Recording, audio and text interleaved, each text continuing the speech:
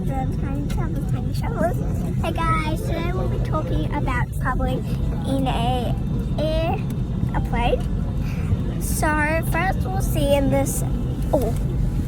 First you have to fasten your seatbelt, which is like this.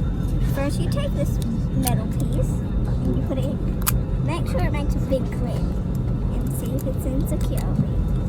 Then you have to tighten this up.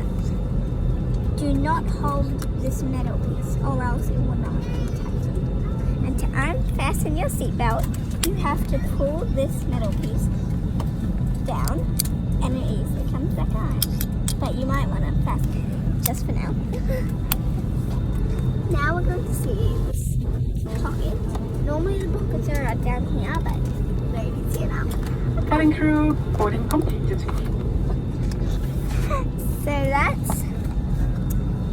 So that lady just gave an announcement. Now we're doing some safety instructions.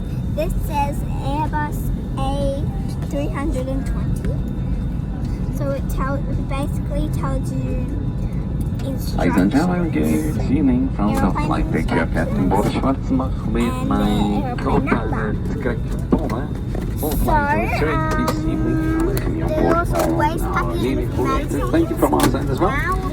We have all passengers on board. Just wait till fasten your seatbelt. If you look closer here, it says fasten seatbelt while seated. And down here it says live vest straight on the seatbelt. But I've never actually seen the live vest because we've never landed in one. Otherwise, we are ready here on the light side. By that, you have to twist either the handle, this little metal piece, either that one on the left or right.